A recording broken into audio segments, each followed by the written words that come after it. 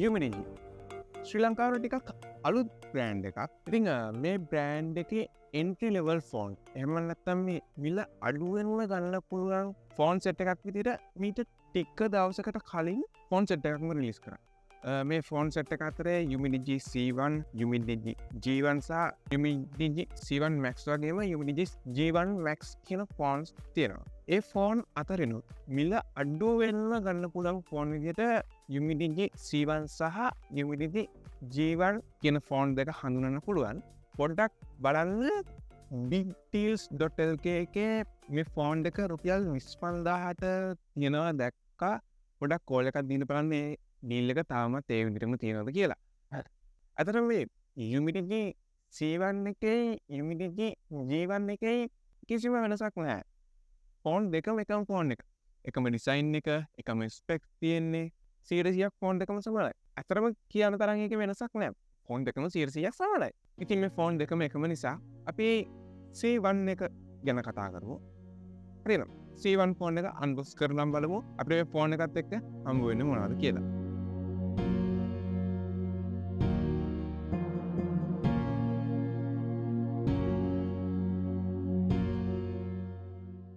Box එක open කරපු ගමන්ම අපිට ෆෝන් එක බලා ගන්න පුළුවන්. ෆෝන් එක අයින් කරගත්තට පස්සේ පොඩි ලියුමක් වගේ මේකේ අපිට ඉමේජ් ටූල් එකත් එක්ක එන යූසර් මැනුවල් එක බලා ගන්න පුළුවන්. ඊට යටින් චාර්ජර් එක සහ චාර්ජින් කේබල් එකත් බලා ගන්න පුළුවන්. ෆෝන් එකට බෑක් කවර් එකක් එනවා. මේ ෆෝන් එකට බෑක් කවර් එක ෆික්ස් කරලාමයි වෙන්නේ කියන්නේ. ෆෝන් එකට දාලාම තමයි බෑක් කවර් එක එන්නේ. කලින් කිව්වා වගේ UMIDIGI C1 එකයි UMIDIGI G1 එකයි දෙකම එකයි.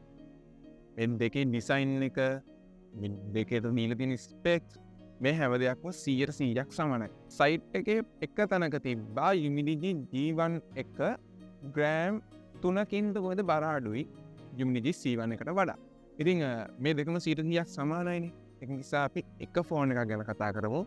එකෙන් අරකට කවර් වෙනවා. UMIDIGI C1 එක අපිට black, Sunglow Gold සහ matte silver කියන කලර්ස් තුනෙනුත් UMIDIGI G1 එක Starry Black, Galaxy Blue සහ Sunglow Gold කියන කලර්ස් වලින් බලා ගන්න පුළුවන්. ෆෝන් එකේ ඩිසයින් එක පොඩි iPhone ෆීලින් එකකුත් එනවා. ඉතින් අපිට උඩින්ම කැමරා මොඩියුල් එක බලා ගන්න පුළුවන්. ඊට යටින් ටිකක් ලොකුවට මේ කට්ටියගේ විෂන් එක වෙන්න ඕන Beyond Dreams කියලා ටිකක් ලොකුවට බැනර් එකක් වගේ තියෙනවා. ඊට එහා පැත්තෙන් අපිට UMIDIGI කියලා මේ කට්ටියගේ නම බලා ගන්න පුළුවන්. මේල අපිට ස්ක්‍රීන් ප්‍රොටෙක්ට් එකක් දාලාම එවන්නේ. ඒක හොඳ ස්ක්‍රීන් ප්‍රොටෙක්ට් එකක් නෙවෙයි. ක්‍රියන පොඩි ස්ක්‍රීන් ප්‍රොටෙක්ට් එකක් දාලාම එවන්නේ ෆෝන් එකට. එතකම බෑක් කවරෙත් ෆෝන් එකට දාලාම එවන්නේ. ඉතින් ෆෝන් එකේ දිග පළල උස මෙන්න මේ විදිහට අපිට බලා ගන්න පුළුවන්. ෆෝන් එකේ යටම මේන් මයික් එක, USB type C port එක, මේන් ස්පීකර් එක, ඒත් එක්කම දකුණු පැත්තේ වොලියුම් බටන් සහ පවර් බටන් එක, වම් පැත්තේ SIM card slot එක. මෙන්න මේ SIM tray එක මේක hybrid SIM tray එකක්. ඒ කියන්නේ ඔයාලට පුළුවන් එකපාර SIM දෙකක් හරි එහෙම නැත්නම් SIM එකයි chip එකයි හරි තමයි පාවිච්චි කරන්න පුළුවන්. SIM දෙකයි chip එකයි එකපාර පාවිච්චි කරන්න බෑ. එක්ක SIM දෙකක් එහෙම නැත්නම් SIM එකයි chip එකක් තමයි පාවිච්චි කරන්න පුළුවන්. ඒත් එක්කම උඩින්ම අපිට secondary mic එක. මේක noise cancellation microphone එකක්. මේකත් එක්ක 3.5mm headphone port එකත් බලා ගන්න පුළුවන්.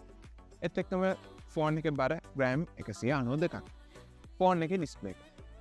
මේ ඩිස්ප්ලේ එක මම කියන්නේ D කාණ්ඩයේ ඩිස්ප්ලේ එකක්. ABCD විදිහට බෙදුවොත් ඒ කියන්නේ හොඳම BCD වගේ කාණ්ඩේ තියෙන ඩිස්ප්ලේ එකක්. හරි. ස්පෙක්ස් කියලා ඉන්නම්කො ඩිස්ප්ලේ එකේ. මෙහෙමයි. අගල් 6.5ක IPS TFT පැනල් එකක්. හරිද? TFT LCD නෙමෙයි TFT පැනල් එක තියෙනවා. ඒත් එක්කම 720p resolution එකක් එක්ක 269ක ppi එකක් සහ 181ක screen to body ratio එකක් තියෙන ඩිස්ප්ලේ එකක් බලා ගන්න පුළුවන්. හරි. ඩිස්ප්ලේ එක හොඳ ඩිස්ප්ලේ එකක් නෙවෙයි. TFT කියන ටෙක්නොලොජි එක තමයි පාවිච්චි කරලා තියෙන්නේ. මේක ටිකක් පරණ ටෙක්නොලොජි එකක්. ඉස්සර ෆෝන් වල තිබ්බ ටෙක්නොලොජි එක. ඒ කියන්නේ ගොඩාක්ම පරණ නැහැ. ටිකක් පරණයි. මේ ඩිස්ප්ලේ එකේ කලර්ස් ගොඩක් සැචුරේටඩ් නැහැ. ඒ කියන්නේ මෙහෙමයි. මේ වෙනස තේරෙන්නේ ඔයා කලින් හොඳ ෆෝන් එකක් හිතන්න ලක්ෂ ගණක ෆෝන් එකක් ඔය ඕල් කියන්නේ මම ABCD කියලා කොටස් 4කට බෙදුවා. ඒකේ ඒ කාණ්ඩයේ ඩිස්ප්ලේ එකක් තියෙන ෆෝන් එකක් පාවිච්චි කරලා නැත්නම් ඔයාට මේ වෙනස තේරෙන්නේ නැහැ. මේ ඩිස්ප්ලේ එක ගොඩක් කලර්ෆුල් නැහැ. වෙනස තේරෙන්නේ නැහැ. අර කලින් වගේ හොඳ ෆෝන් එකක් පාවිච්චි කරලා නැත්නම් මේ වෙනස තේරෙන්නේ නැහැ. සාමාන්‍යයෙන් අපිට වෙනස තේරෙනවා. ගොඩක් කලර්ෆුල් නැහැ මේ ඩිස්ප්ලේ එක. ඒත් එක්කම ටිකක් පරණ ටෙක්නොලොජි එකක්. මෙහෙමයි. මේ මිලත් එක්ක ඒ ගාන සාධාරණයි. මේ කාලේ ඒ මිලත් එක්ක ඇත්තට මේ ගාන සාධාරණයි. මේ ඩිස්ප්ලේ එක අපිට normal ෆිල්ම් එකක් බලන්න Facebook, YouTube, WhatsApp මේ දේවල් වලට Zoom meeting වලට මේ වගේ දේවල් වලට පාවිච්චි කරන්න පුළුවන්. ඒවට තමයි පාවිච්චි කරන්නේ අර. මම කියන ෆොටෝ සමහර කට්ටිය ෆෝන් එකේ ෆොටෝ එඩිට් කරනවා. ඒවට ගැලපෙන්නේ නැහැ. පැටෙන්නේ. කොහොමද entry level ෆෝන් එකක් නේ. වීඩියෝ දෙයක් බලාපොරොත්තු වෙන්න බෑ. ඩිස්ප්ලේ එක නරකයි කියනව නෙවෙයි. අවුලක් නැහැ. viewing angle එකක් ටුටක් විතර හොඳයි. ෆිල්ම් බලන්න, social media වලට ප්‍රශ්නයක් නැති ඩිස්ප්ලේ එක. හරි.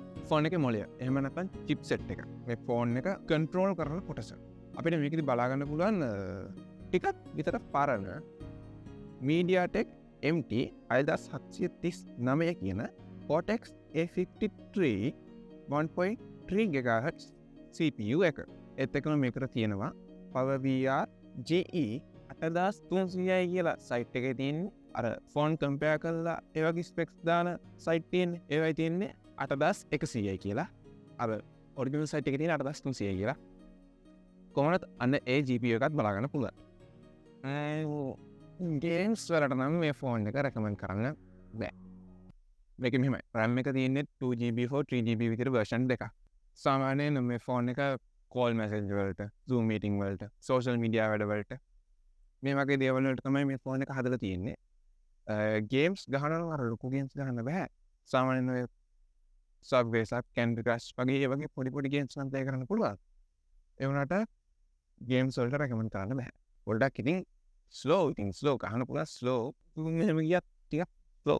45000ට ඉතින් ඊට වඩා වුණාස්. ඒත් එකම LPDDR3 32GB storage එකකුත් අපිට බලා ගන්න පුළුවන්.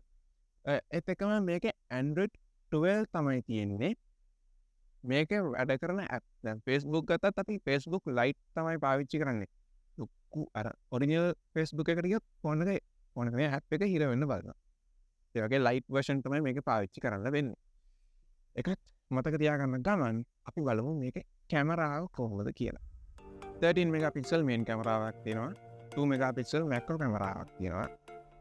ඒත් එකම 5 megapixel selfie කැමරාවක් තියෙනවා. quality එක තමයි ප්‍රශ්නේ. මම කියන්න යන්නේ නැහැ. මොකද මට සැටිස් නැහැ මේ quality එක. සාම්පල් ටිකක් දෙන්නම්. ඔයාලා තීරණය කරන්න. ඔයාලගේ දේවල් වලට මේක ගැලපෙනවද කියලා.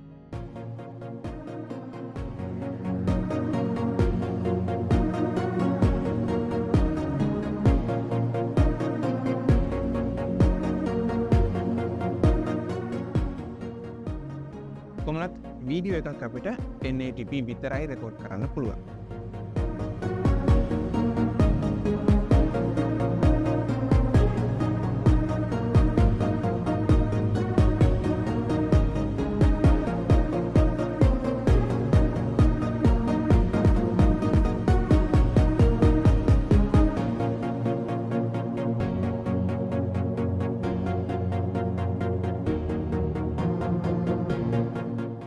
හරි 5150 මිලියම් පැව ලොකු බැටරි එකක් තියෙනවා.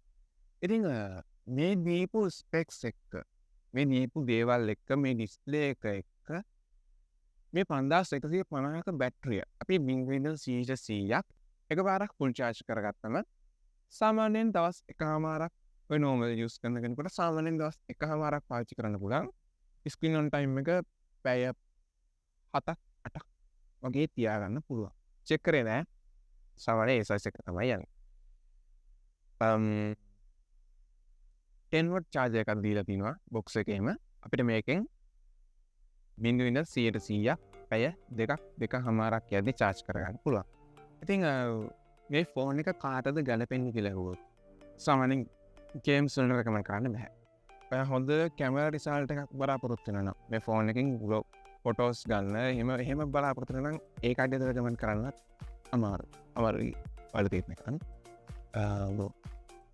සාමාන්‍ය ෆිල්ම් බලන්න සෝෂල් මීඩිය පාචන YouTube Facebook මේ දේවල් පාවිච්චි කරන්න ක්ලාස්සිං Zoom මීටිං මේ වගේ දේවල්වලට වෙබ් බ්‍රවසිං මේ වගේ දේවල්වලට ඔය නොවල් යස් කන සාමානෙන් පොඩි ගේම් එක සබ්බේසම් වගේ පොඩි ගේම් එකක් ගහන ගමන් නොමල්ලගේ පාච්චි කරන්න ෆෝනයක් වන කෙනෙකුට මිල අඩුවෙන් ගන්න පුළන් ඔප්ෂන්යක් විදියට මේ ෆෝන් එක හඳුගන්න පුළුවන් මේ ෆෝන එකත් එක්ක තව ෆෝන් දෙකක් වෙනස්සුලා UMIDIGI C1 Max එකයි UMIDIGI G1 Max එකයි මේ ෆෝන් එකත් අරගෙන මං නිදහස් ටිකේ චෙක් කරන ගමන් ඉන්නේ ඒකේ නිව් වීඩියෝකුත් ළඟදීම අරන් එන්න බලාපොරොත්තු වෙනවා හරි මේ බ්‍රෑන්ඩ් එක අලුත්නේ සමහරට ඔයගොල්ලෝ අරන් පාවිච්චි කරන්න පුළුවන් මේ බ්‍රෑන්ඩ් එක ගැන මේ C1 Max එක ගැන ඔයාලට හිතන දේවල් ඔයාලා කමෙන්ට් කරගෙන යන්න UMIDIGI C1 Max එකේ රිවිව් එකක් බලන්න ඕන නම් මාව subscribe කරලා මාත් එක්ක එකතු වෙන්න කියන ගමන් අදට මේ වීඩියෝ එකෙන් සමුගන්නවා සුබ දවසක්